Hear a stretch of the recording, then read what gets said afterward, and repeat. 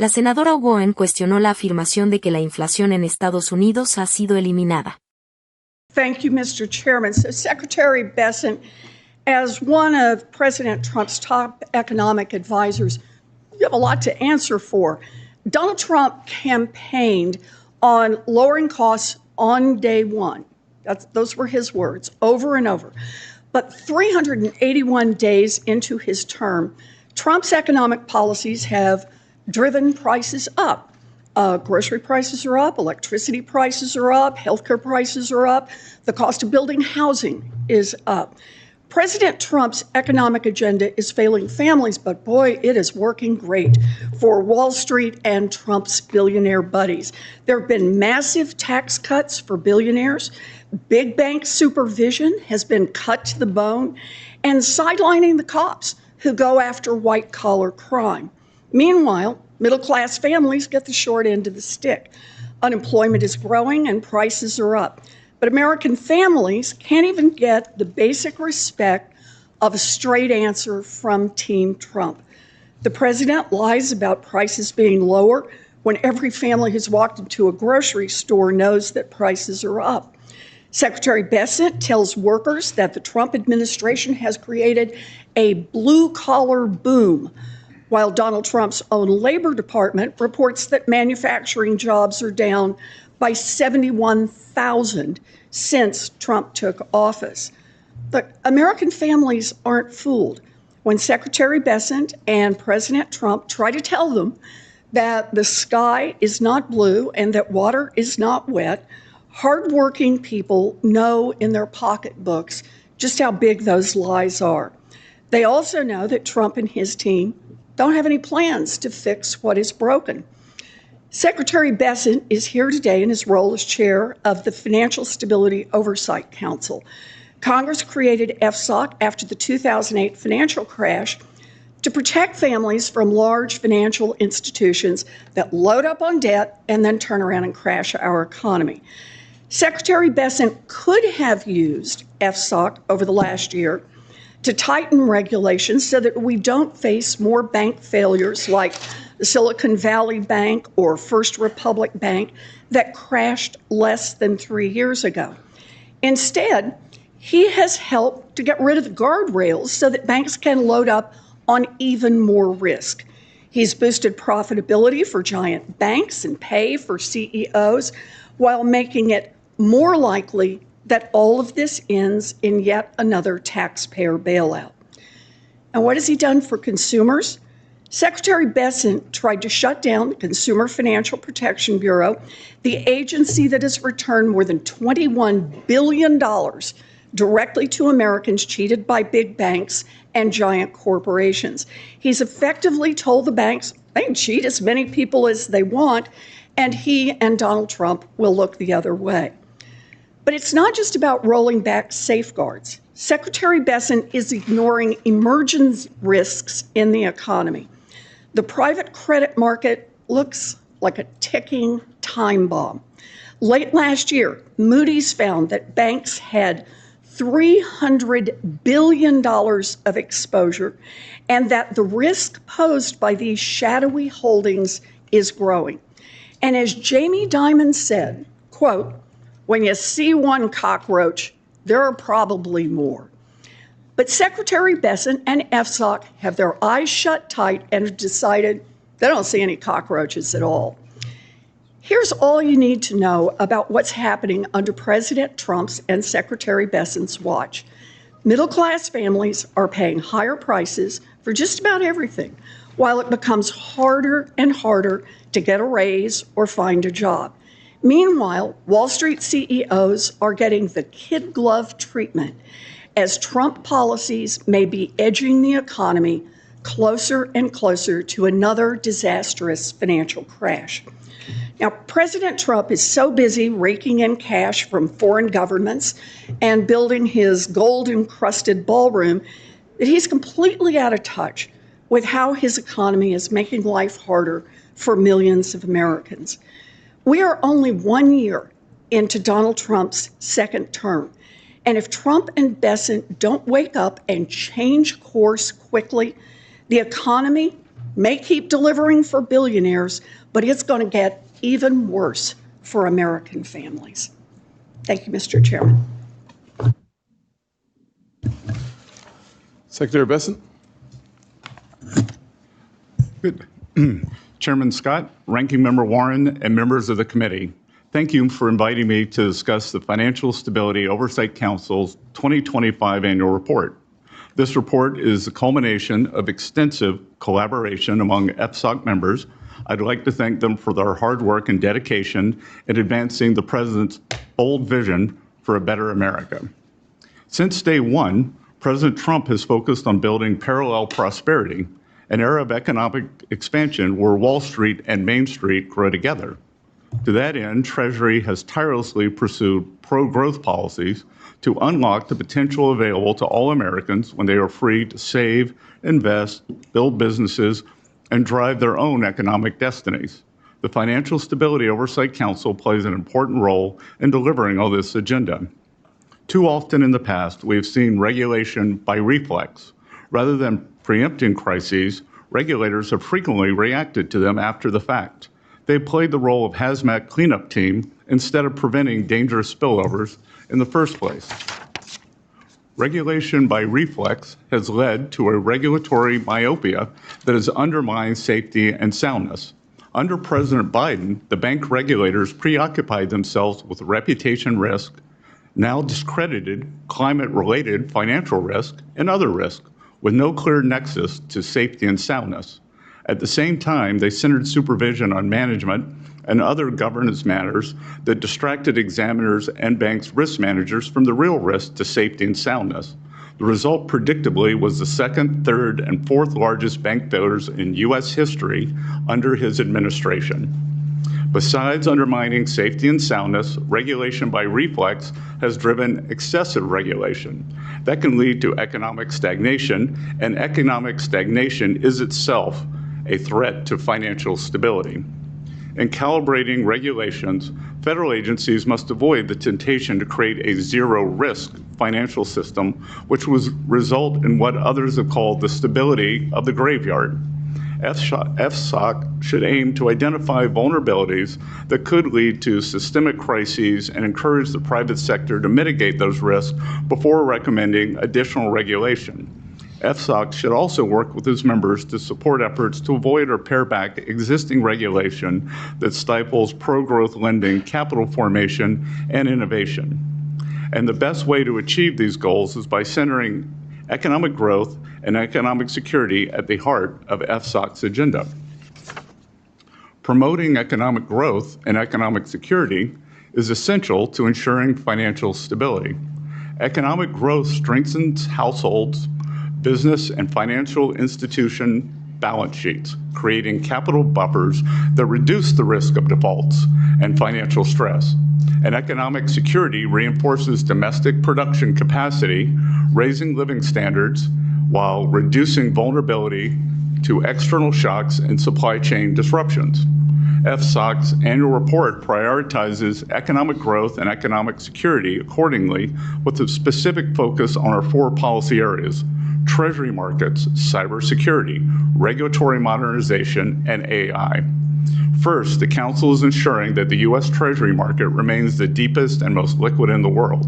The Council is supporting efforts by member agencies to strengthen this market against future shocks, including through the Interagency Working Group on Treasury Market Surveillance and the Market Resilience Working Group. Ongoing monitoring and targeted reforms by individual agencies remain essential to financial stability.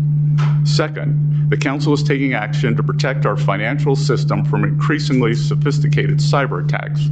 Nation-state actors and criminal groups continue to target our financial institutions and critical infrastructure. To address this risk, the Council is supporting expanded information sharing, joint monitoring, and scenario-based exercises, and it is emphasizing the need for regulated firms to manage cyber risks tied to third-party service providers. Third, the Council is committed to supporting efforts to modernize supervisory and regulatory frameworks for banks and credit unions.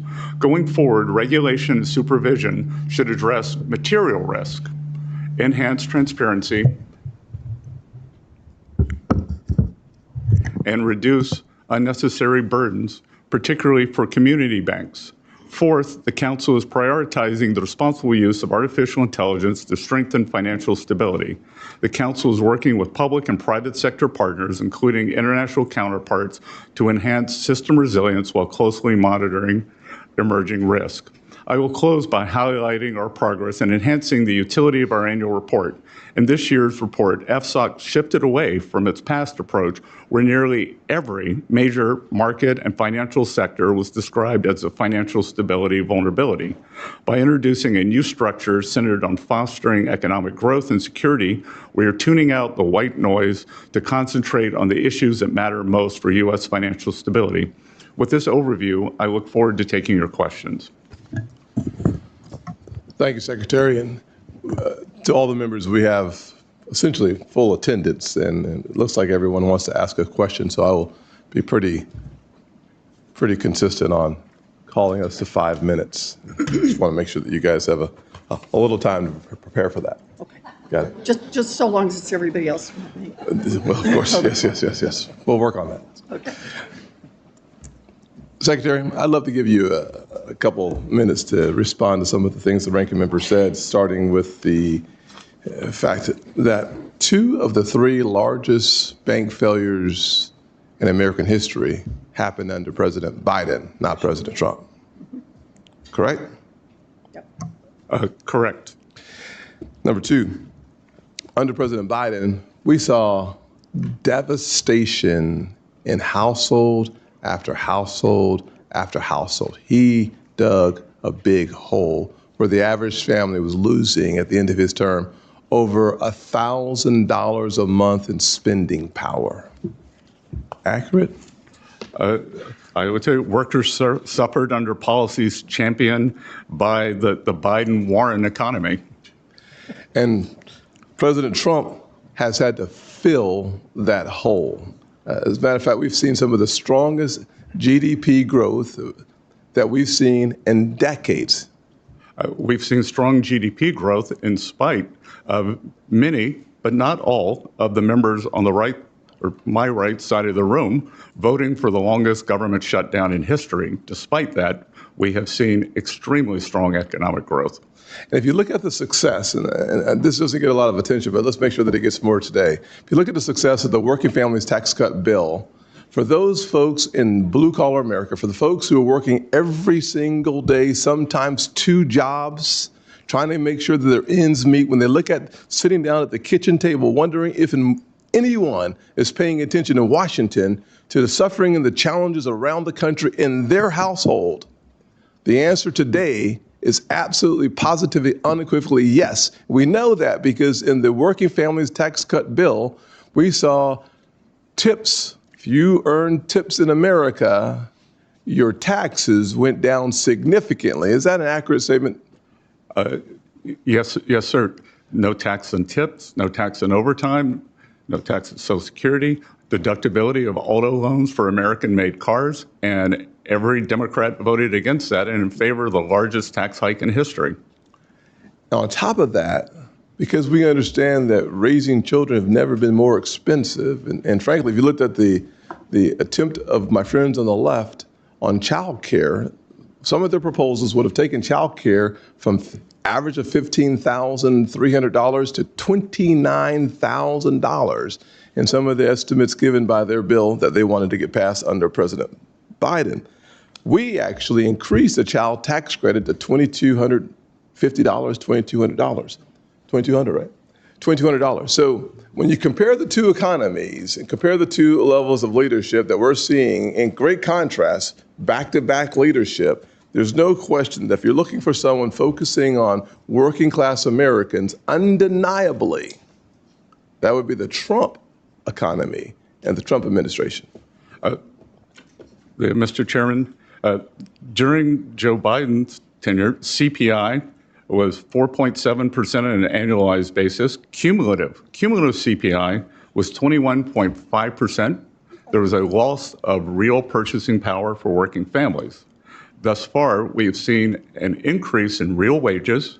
CPI for 2025 was 2.7%, And we have seen it fall for the past 3 months to 2.1.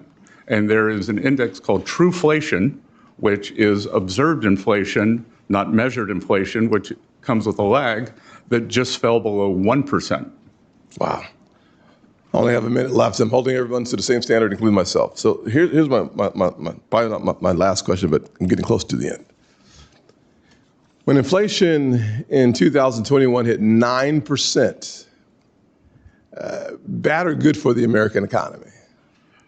Terrible. Terrible for the American economy, terrible for the American people. Number two, when President Trump has been able to keep inflation under 3%, still heading towards our goal of 2%, much, much better for our economy. And as a result, interest rates have been able to come down consistently. Yes, we've seen the interest rates come down this year, and the 10-year U.S. Treasury had its best year since 2020, when the bond markets and our G7 colleagues actually had rate hikes. We had rate decreases. I only have 10 seconds. At the end of the day, home ownership and affordability is more likely now in the Trump economy than it ever would have been under the Biden economy. Ranking member? Thank you, Mr. Chairman. So for a solid year while he ran for president, Donald Trump promised pretty much every day that he was going to lower costs on day one, if he was elected. Those were his words, not mine. So Secretary Besant, you are one of the president's top economic advisors. Let's just start with a little truth-telling about the Trump economy 1 year in. Affordability is the top concern for Americans across the country. Donald Trump has called affordability, I want to get this right, a hoax. He's called it a scam. He's called it a con job. You're the Secretary of Treasury. You know the numbers. Is affordability a hoax, a scam, or a con job? Senator, it may be a bit nuanced for you, but what President Trump is referring to is the media saying that the affordability crisis was generated by this administration when it was you and President Biden who destroyed the buying power of the American people. So there is an affordability crisis, and you were front and center in it. So let me make sure that I understand. Donald Trump is not saying that affordability, what's happening to families right now, is a hoax? He is saying that trying to lay the blame at this administration rather than the Biden-Warren economy is a hoax. Okay, so it all happened before he got it. And everything that's happened since then, nothing is a hoax here. 21.5% cumulative inflation. Let me just ask about what's happened in the 1 year that Donald Trump has been president. Last week, President Trump said, quote, "We have the groceries going down." Did grocery prices drop in 2025? Numerous prices have. Did grocery prices drop in 2025? Numerous grocery prices have gone down. I'm sorry, I don't know if you can't hear me. Did grocery prices drop in 2025? Numerous grocery prices have gone down. Some of them. And in fact, we have seen inflation at 2.1% for the past 3 months. Have you seen the Bureau of Labor Statistics, that is Donald Trump's own Bureau of Labor Statistics numbers, that report that grocery prices were 2.4% higher at the end of 2025 than they were at the end of 2024.